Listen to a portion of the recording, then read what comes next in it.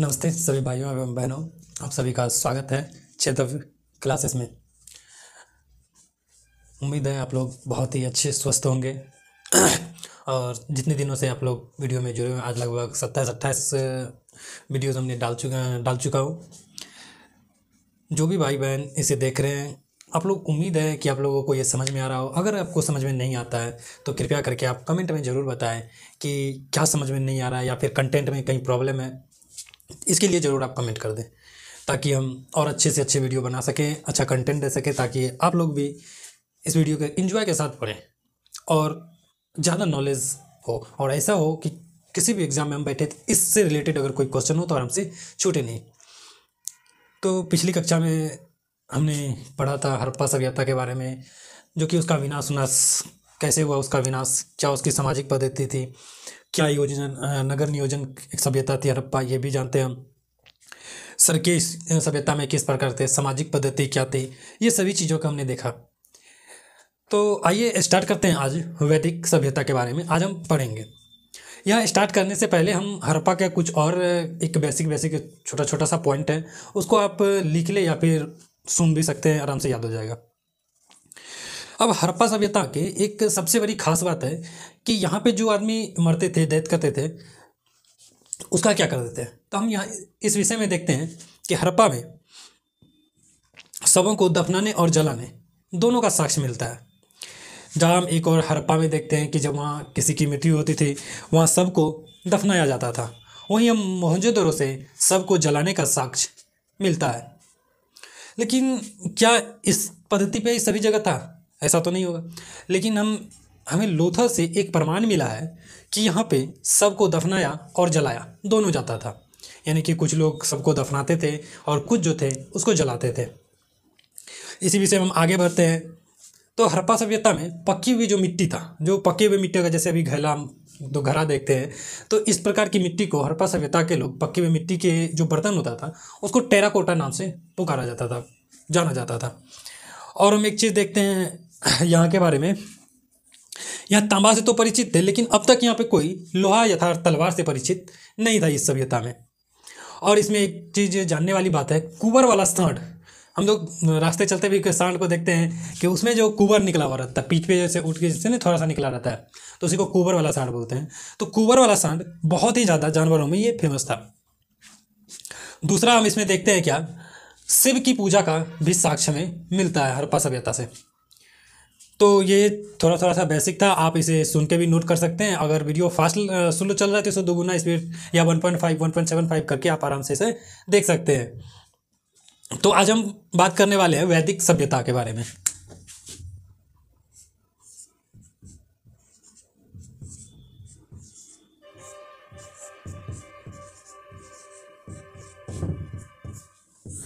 आज जो हम पढ़ेंगे वैदिक सभ्यता। अब वैदिक सभ्यता क्या है, क्यों इसे वैदिक सभ्यता बोला जाता है? वैदिक का अर्थ होता है ज्ञान। कई सारे इतिहासकार का कहना है कि जब इंसानों में ज्ञान, एक अच्छे तरीके से ज्ञान की दृष्टि दिखाई देने लगी, तो उस सभ्यता को वैदिक सभ्यता के नाम से जाना गया। जब हम वैदिक सभ्यता पढ़ेंगे, इसके भी दो पार्ट्स होते हैं, एक उत्तर वैदिक, एक पूर्व वैदिक। इस प्रकार से हम जानते हैं कि उत्तर वैदिक और पूर्व वैदिक काल क्या था। टोटल मिलाकर अगर सीधा बोले तो 1500 ईसा पूर्व से लेकर के 600 ईसा पूर्व को वैदिक काल के रूप में जाना जाता है, जिसमें से 1500 से 1000, जब 1500 से 1000 का बीसी आता है तो उसको पूर्व वैदिक काल कहते हैं। फिर 1000 से 600 बीसी तक के काल को हम लोग उत्तर वैदिक काल कहते हैं। अब वैदिक काल कहा क्यों जाता है और वैदिक सभ्यता का विकास कहाँ से हुआ, भारत में ये कहाँ से आए? तो कई इतिहासकारों का कहना है कि वैदिक भारत में अफगानिस्तान की ओर से जो प्रवेश हुआ, पंजाब अफगानिस्तान में, मैक्स मुलर का कहना है कि ये कहाँ के निवास, मध्य एशिया के जो वैदिक लोग जो यहाँ पे आए, आर्य लोग आए थे। अब आर्य क्यों कहा गया ये भी बताते हैं। मैक्स मुलर का कहना था कि ये जो आर्य है ये मध्य एशिया के निवासी है। आर्य को मध्य एशिया का निवासी माना, और ये लोग सबसे पहले भारत में अफगानिस्तान और पाकिस्तान के एरिया में देखते हैं आके बसता है, पंजाब इस एरिया में आके बसता है। आर्य का मतलब होता है ज्ञानी लोग, जिसे ज्ञान अच्छा से प्राप्त हो, जो अच्छे से जानता हो, श्रेष्ठ हो, और डायरेक्टली बोल सकते हैं आर्य का मतलब होता है श्रेष्ठ, उच्च, जो अपने आप को पूरा नॉलेजेबल मानते थे, सभी चीज़ से परिपूर्ण मानते थे, इसीलिए इन्हें आर्य कहा गया। इनकी भाषा संस्कृत थी। उसमें देखा जाता है आर्य, हम ये भी जानते हैं कि भारत में संस्कृत लैंग्वेज कौन लाया, तो आर्य लाया। तो ये आप जरूर सुनिए और इसे याद करें, नोट कर ले इसे। और देखते हैं आर्यों की सभ्यता। जहाँ हम सिंधु सभ्यता को देखते हैं कि एक नगरीय सभ्यता थी, वहीं आर्य सभ्यता में देखते हैं, वैदिक सभ्यता में हम देखते हैं ये एक प्रकार का ग्रामीण सभ्यता थी। यह समाज कुल, ग्राम, विश्व, जन, राष्ट्र इत्यादि में बटा हुआ था। इसी में हम पढ़ेंगे कि कौन कौन से वेदों की पढ़ने वाले ऋषि के नाम भी पढ़ते हैं। इसी के अंतर्गत हम एक पुरुषनी नदी पे हुआ दशराग युद्ध के बारे में भी जानकारी मिलती है, इसी वैदिक सभ्यता से ही। और हम कई सारे और भी बात, जैसे कि पुरातात्विक स्रोत से क्या साक्ष्य मिला है, अलग अलग इसके स्रोत क्या है। पुरातात्विक स्रोत होगा कुछ और इसका कुछ साहित्यिक स्रोत होगा। दोनों स्रोतों से भी हम जानने की कोशिश करेंगे आखिर आर्य समाज क्या है। जहाँ एक और बैगाज कोई अभिलेख मिलता है पुरातात्विक स्रोत में, बैगाज कोई अभिलेख, यहाँ से हमें पता चलता है कि ये 1400 BC यानी कि ईसा पूर्व से इसे माना जाता है। तो चलिए हम आज इसके बारे में थोड़ा सा समरी तो दे दिए, अब हम स्टार्ट करते हैं कि कुछ लिख देते हैं ताकि आप उसे अपने कॉपी में नोट्स कर पाए आराम से। चलिए अब आगे देखते हैं कि क्या क्या इन्फॉर्मेशन मिल सकता है इस सभ्यता से हमें। वैदिक सभ्यता 1500 BC से लेकर के 600 BC तक के काल को वैदिक सभ्यता कहते हैं। यहाँ पे लिखा हुआ अभी जस्ट बोले भी। इसे दो भागों में बांटा गया है, ऋग्वैदिक या पूर्व वैदिक और दूसरा उत्तर वैदिक काल। ऋग्वैदिक काल का समय माना जाता है 1500 से लेकर के 1000 BC और उत्तर वैदिक काल 1000 से लेकर के 600 BC तक के काल को उत्तर वैदिक काल में रखा जाता है। वैदिक शब्द का विकास वेद से हुआ है। किससे हुआ? वेद से। और इसी वेद का अर्थ होता है ज्ञान होता है। दूसरा, वैदिक सभ्यता को लाया कौन? वैदिक सभ्यता को आर्यों ने स्थापित किया। भारत में देखते हैं वैदिक सभ्यता कहाँ से आ रहा है? आर्यों द्वारा लाया जा रहा है। वैदिक सभ्यता का निर्माता आर्यों को माना गया है। आर्य क्या होता है कि वैसे लोग जो श्रेष्ठ हो, ज्ञानी हो, उन्हें आर्य कहा गया। आर्य का अर्थ श्रेष्ठ होता है। और इनकी भाषा, आर्यों की भाषा क्या थी? संस्कृत थी। ये चीज़ आप जरूर VVI के तौर पे लिख सकते हैं। आर्यों की भाषा कौन सी थी? आर्यों की भाषा संस्कृत थी। वही देखते हैं आर्य सबसे पहले पंजाब और अफगानिस्तान में आके बसते हैं। दूसरा, आर्यों का निवास स्थान, विद्वान अलग अलग विद्वान इसको अलग अलग जगह से माना है कि आर्य कहाँ से आए हैं। जैसे कि हम लोग मैक्स मुलर के अनुसार, मैक्स मुलर ने कहा है कि आर्यों का निवास स्थान मध्य एशिया को माना इन्होंने।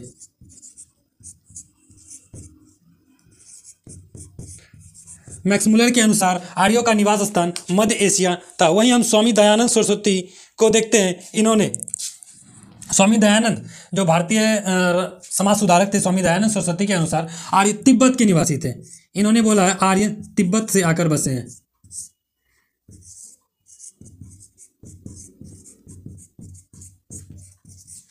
आर्य तिब्बत के निवासी हैं।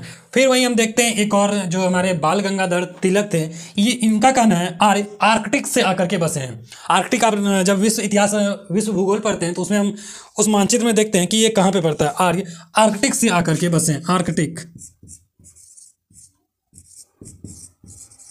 इन्होंने आर्यों का निवास स्थान कहाँ माना है? आर्कटिक को माना।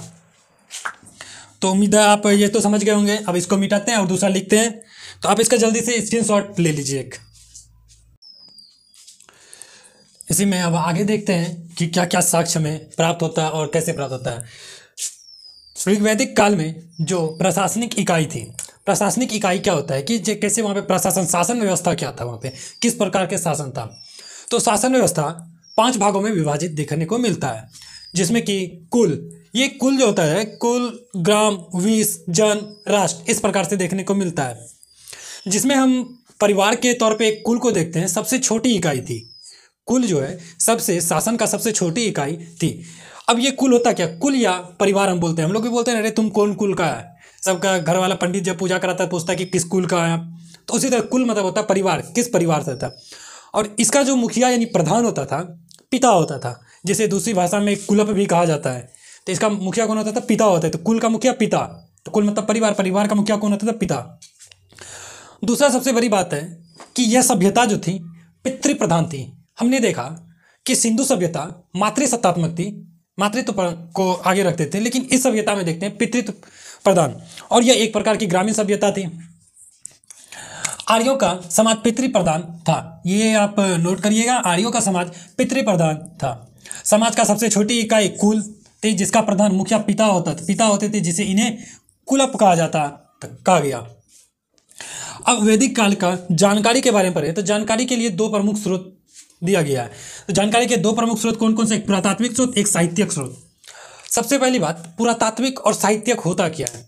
पुरातात्विक वैसा जिससे जब हम किसी चीज़ के खुदाई से उससे प्राप्त चीज़ जो मिलता है उसे हम पुरातात्विक स्रोत बोलते हैं, और इसके प्राप्त जो खोज के निकालते हैं उसे पुरातत्वविद बोलते हैं। ठीक है, पुरातत्वविद। तो जो खोद के निकाला जाता है किसी चीज़ के गड्ढे से, अवशेष से प्राप्त करते हैं, अभिलेखों से प्राप्त होता है, इसे ही पुरातात्विक स्रोत कहते हैं। दूसरा साहित्यिक स्रोत क्या होता है? साहित्यिक स्रोत जब किसी काल के बारे में हमें लिखित विवरण मिलता है, लिखा हुआ चीज़ हमें मिलता है, तो हम इसको बोलते हैं साहित्यिक विवरण। तो इस काल में दोनों चीज़ से प्राप्त होता है, पुरातात्विक स्रोत भी मिला है और साहित्यिक स्रोत भी मिला है। पुरातात्विक स्रोत में जैसे कि खुदाई से हम देखते हैं कि बैगाज कोई का अभिलेख 1400 साल पुराना माना गया है। इसको जरूर देखिए कि बैगाज कोई का अभिलेख 1400 साल पुराना माना गया है। और ये बैगाज कोई अभिलेख कहाँ पे है? तो बैगाज कोई मध्य एशिया से प्राप्त हुआ है। और इसी को हमने अभी जस्ट देखा कि मैक्स मुलर ने आर्यों का मूल निवास, मूल होता है कि ओरिजिनल, वो कहाँ से आया था। तो जो अपना घर था, आज कई सारे लोग शहरों में बस गया है, तो क्या शहर ही उसका मूल निवास था? नहीं, उसके दादा परदादा लोग कहाँ पे जन्मे, उसको मूल निवास कहते हैं। तो उसी प्रकार से आर्यों का मूल निवास मध्य एशिया को माना गया। इसमें जो है, इससे जो प्राप्त होता है, कुछ भारतीय देवता इंद्र, मित्र, वरुण, नास्त्य की जानकारी हमें मिलती है यहाँ से।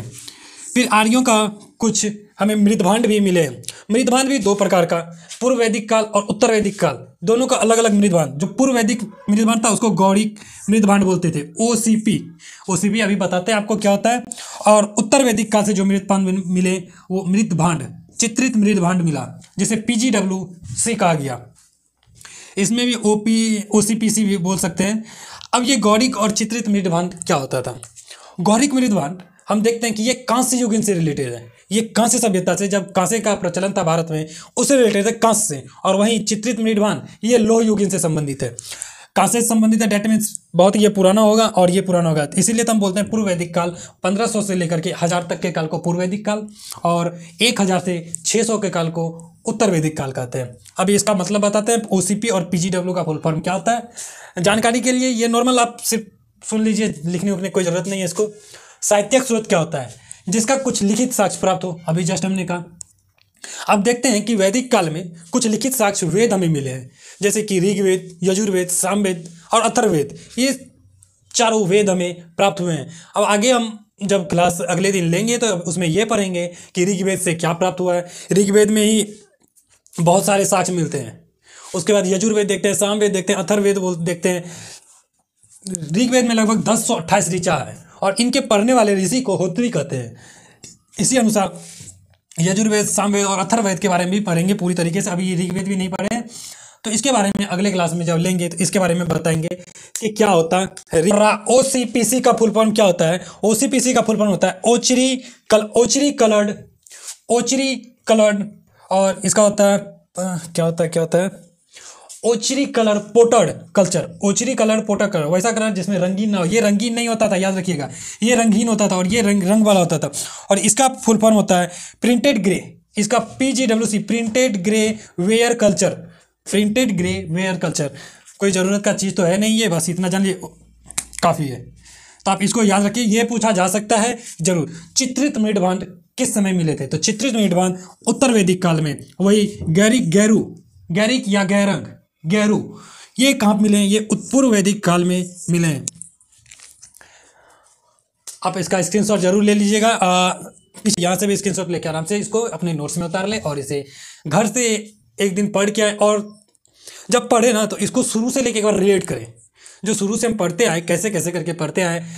जब प्राचीन इतिहास के बारे में, जब सिंधु सभ्यता से लेकर के अभी तक सबको रिलेट कर लीजिए। चलिए, आपका हमारे साथ जुड़ने के लिए धन्यवाद।